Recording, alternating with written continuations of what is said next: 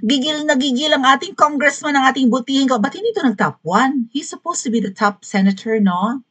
I don't know. Well, kilala si Senator Bongo. Senator Bongo yung top 1 eh. Maybe top 2 is Tulfo. Si Tulfo ba? Top 3 si Senator Bato. Pero di ba? Anyway, someday, after 6 years, kung tatakbo si Kong Mark Coleta as for Senate again, well, sana tumakbo siyang Vice President ni VP Sara. Agree ba kayo? Dapat may survey tayong ganyan, ano?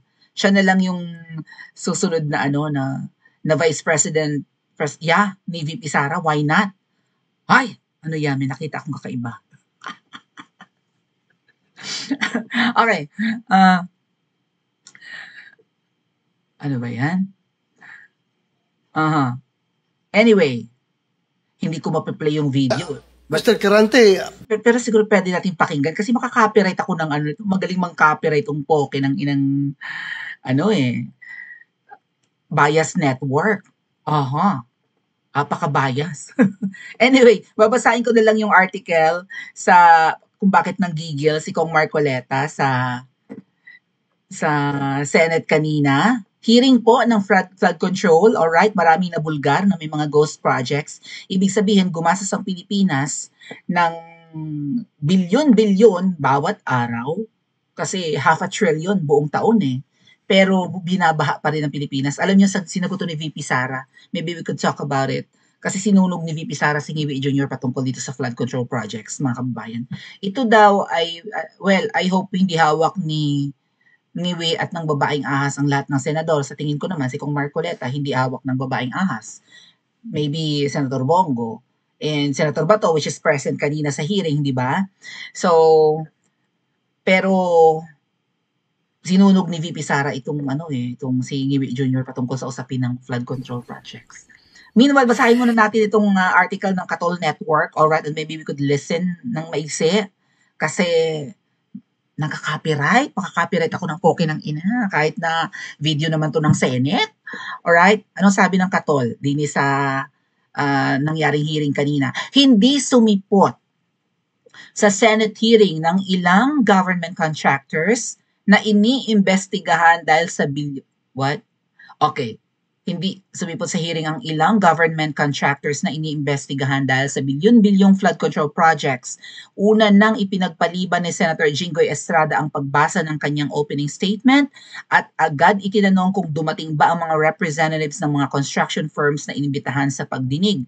Ang alam ko, ipapasabpi na yung 8 na hindi dumating kanina.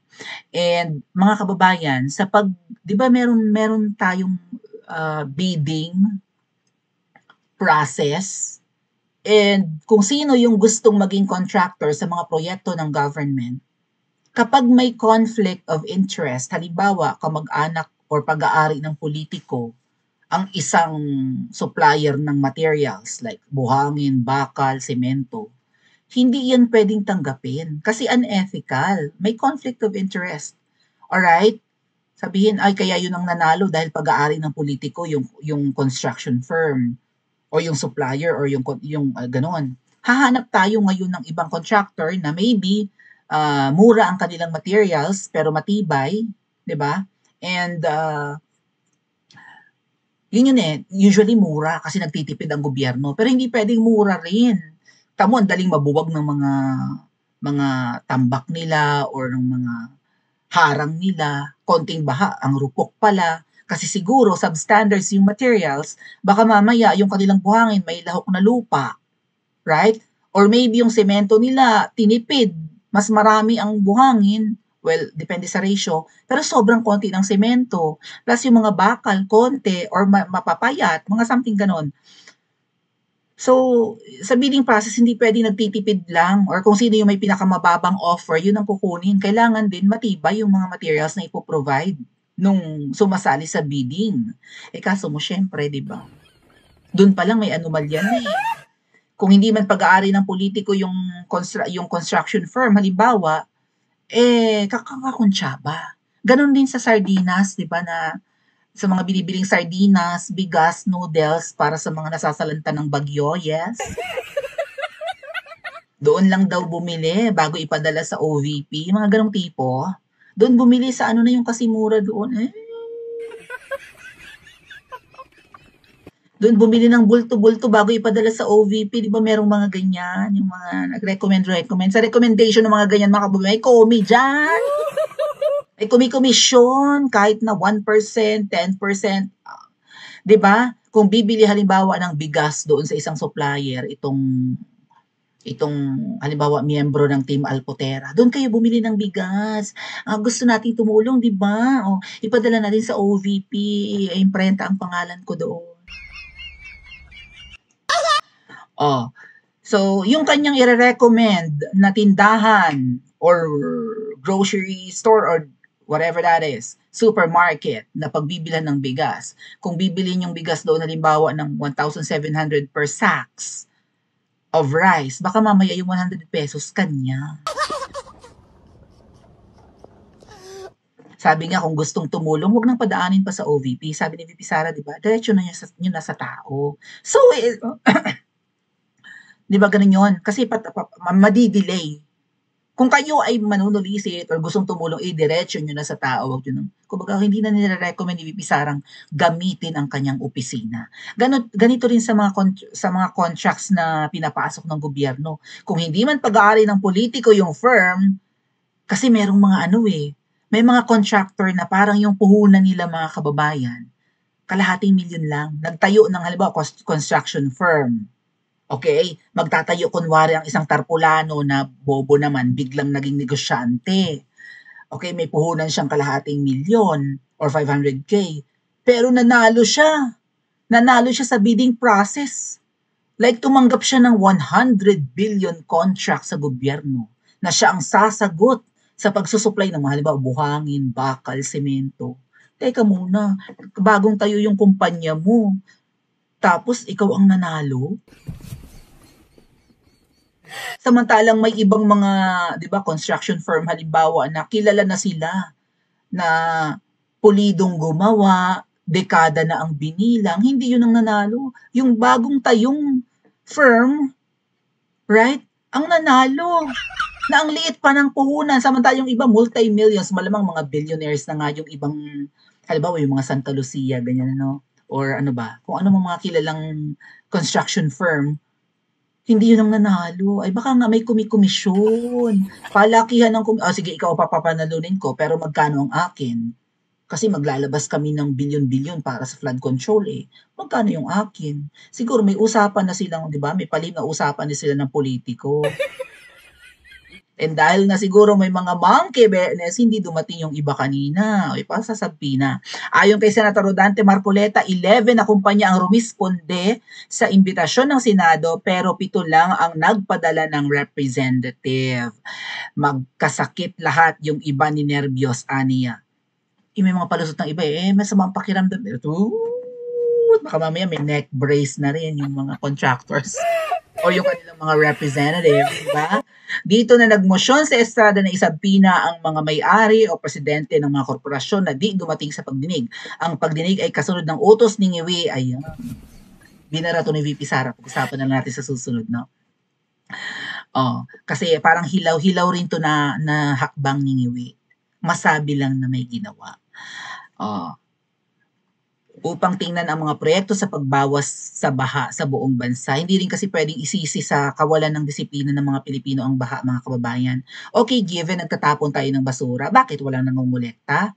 Bakit wala bang mga tanod na pwedeng magbawal sa mga Pilipino na huwag magtapon doon, huwag magtapon dyan para hindi bumaha? O sa mga kababayan, dagdag sa pagbaha ay ang mga deforestation, illegal logging activities. Marami yan dyan sa Rizal or everywhere. Hindi ba? So, plus ito pa, may flood control projects, wala palang nagawa kung meron man marupok. Anong klase ito? Again, mga kababayan, ang mangyayari lang kasi dito sa mga Senate hearing ay may mga masususpend, no, ng mga politiko na involved sa flood control. Baka mga local politicians lang, baka mamaya pagka Duterte aligned ka, lalo kang pag-iinitan. Okay? Anyway, yung mga contractors na ito na naging ka-tie up ng mga government officials, mapaparusahan din. Pero makakagawa lang sila ng batas nito. May makukulong kaya? Hindi ba dapat kapagka corruption mga kababayan, katulad din ng mga heinous crimes, dapat bitay na ang parusa eh. Tama? O, tuloy nanggigigil kasi alam niyo usapin ito ng pera ito ng lahat. Hindi lang pera ng mga Pilipino sa bansa natin, pera ng mga OFWs nire-remit sa Pilipinas. May mga buwis, ang mga bibilhin ng kanilang kapamilya, ng mga kamag-anak natin sa Pilipinas, ay may dagdag na buwis, kaya nga nagmamahal ang bigas at kung ano-ano pa. Tapos, itong buwis nalilikom, nagiging pera ng bayan, gagastusin ng mga politiko, ay mapupunta lang sa mga contractors na parang illegal na naging katay-up ng gobyerno, nabubulsa, nananakaw, nakukurakot, binabaha ang Pilipinas. Hindi katatawanan ito. Kaya gigil na gigil sa Kong Marcoleta, gusto nang mamukpok ng martilyo. Pakinggan natin si Kong Marcoleta saglit. Na martilyo rito, sinasabi ko sa'yo. Mr. Chair. Huwag kang tatawa-tawa kasi hindi nakakatawa ito, ha? Mr. Chairman. Dito lang nagsisinungaling ka na eh. Oh. Mr. Chairman, if I may. Yes, Mr. Mukhang Senator. nahihirapan kasi si Mr. Quirante mag-explain. Tama ba to? Ang sabi mo kanina, hindi ka pa incorporated at ngayon incorporated ka na in 2024. Yes. I didn't know. No. Okay, nahihirapan daw magsalita kasi yung Quirante, I think, Bisaya. So malamang ito yung mga contract sa Cebu. Okay? Kaya may issue si Wakwak, yung dating gobernadora. Wakwak, ba't naging Wakwak? Mukha ba siyang Wakwak? Sobra naman. Sabi noon. Okay.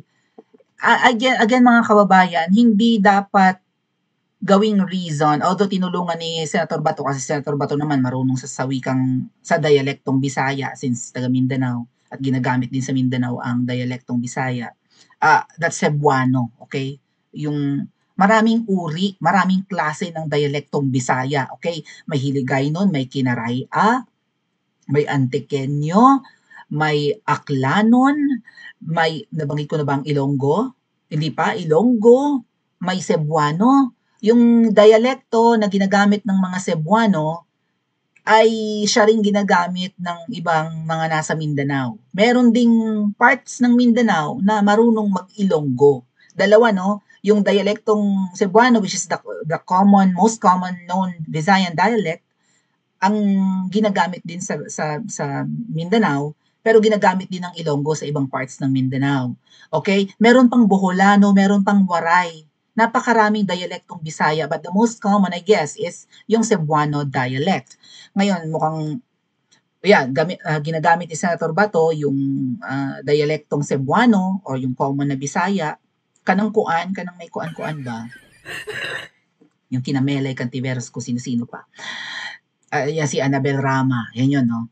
So, pero hindi katwiran na hindi naiintindihan. Dahil Bisaya. Kayo naman kasi, mga kababayan kong Bisaya, ako'y dugong Bisaya rin naman. Kayong mga Bisaya, huwag kayong attitude. Marami sa atin ang attitude rin. Given niya kasi may mga Bisaya na bugalon, tikalon, hambog. Karapatan kong batikusin kayo kasi kauri ko kayo, okay? Given yon, katulad, may mga lugar kasi sa Bisaya na ba't ko aaralin ang Tagalog, mag-focus na lang ako sa English. Magdusa kayo kung hindi nyo kami maintindihan. Basta, kahit matigas ang dila namin sa Tagalog, matatas naman kaming mag-English kaysa sa mga taga-Maynila na yan. Marami pong mga Bisaya ang matatas sa wikang Ingles. Alright? Lalo-lalo na yung mga taga-Davao, Cebu, and Iloilo. Matatas yung, lalo na yung Iloilo and Cebu. Matatas sila sa wikang Ingles. Pansin nyo si Kitty, ang galing mag-English. Diba? Kitty Duterte. Maraming, at saka may mga nalahian Even sa, diba, sa Panay Island, dahil nga may Boracay Island, may mga turista na nalalahian. So, matatas sa wikang Ingles. Marami sa mga Bisaya ang walang pakialam kung hindi sila, kung baluktot man ang dila nila, ito naman kasi mga Tagalog, mga magaling magaling manlait. O karapatan ko ring batikusin ng mga Tagalog dahil half nga po ako, no? May dugong Tagalog ako, ang dugong Bisaya, may dugong Bicol pa nga. Kayo naman, mga kababayan kong Tagalog, or mga Taga-Luzon, huwag naman kayong mapanlait sa mga Bisaya rin. Tuloy, nagiging defensive. Sa mga Bisaya nga lang, hindi pwedeng hindi natin aaralin ang Tagalog. Kasi ang ating wikang Filipino ay base, I think 95%, kung hindi man 90%. Ang wikang Filipino, which is the national language natin, ay base sa Tagalog. Karamihan, 90% to 95%. Di ba? Ang wikang Filipino ay binubuo ng Tagalog at iba pang mga wika plus mga dialect ng Pilipinas. Okay? Hindi lang kasi pag sinabing wikang Filipino, hindi lang yan pure Tagalog. Nalahukan yan ng mga hiram na salita sa ibang wika and also ng mga dialekto nga rin. So, hindi pwedeng hindi natin aaralin ang Tagalog. Ha, mga Bisaya, wag attitude. O, mas maganda na marami tayong alam na lengguwahe or dialekto. Nakakadagdag ng katalinuhan. Yan yung tinatawag na linguistic intelligence. Ang mga Pilipino ay commonly polyglot. Mga polyglot tayo. 'Di ba? Maraming Pilipino marunong mag-Nihongo, mag-Koreano, lalo ngayon uso mga Korean novela and whatnot, K-pop, ganyan. Marunong ng Thai, marunong ng Arabic, and French, name it. Kasi bawat lugar sa buong mundo may mga Pilipino. Okay? So, yung ibang lahi, iisang lengguwahe or wika lang ang alam nila. Pero tayong mga Pilipino, multilingual tayo. Alright? Hindi pwedeng attitude. Sasabihin na, ano yun, mag-a-adjust ang mga Tagalog sa mga Bisaya and vice versa. Nakakatalino kapag marami tayong alam na wika. Alright? So, mag-initiate tayo. Hindi tayo katulad ng ibang lahi na dun lang na-stuck sa kanilang bansa. Tayo ay nag-a-abroad, naghahanap ng kapalaran abroad. So, dapat marami tayong alam na wika. Nakakatalino, nakaka-impress yan.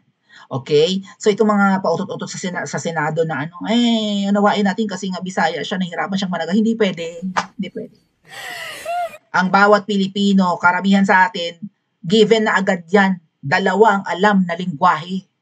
Nagiging 3 dahil may mga dialect, baka nga nagiging 4. Alright? Ako nga dialect ng Visayan dialect, ilan na yung alam ko eh. Isasama pa natin dyan ang wikang Filipino, wikang Ingles, at kung ano pang. Marunong nga ako magbasa ng Korea. Na hindi ko pa nararating ang Korea, mga kababayan. Marunong ako magbasa ng Korean. Kita nyo minsan pag may nagko-comment dyan na Korean ang pangalan, nababasa ko. And many other languages na naaaral ko kaka-travel ko, di ba? So, mahilig din tayo mag-travel. So, dapat marunong tayo sa maraming wika. But anyway, sige, given, nahihirapan daw mag-Tagalog, pero baka nagsisinungaling lang. Tawa-tawa pa, since mayayaman na at mga billionaires, ay supalpal kay Kong Marcoleta. Kaya kayong mga senador, mag-adjust kayo. Kasi lalamon kayo ng alikabok sa bagong senador natin. Alright? Tama ba? Pa-comment sa comment section at mag-like and subscribe din po kayo.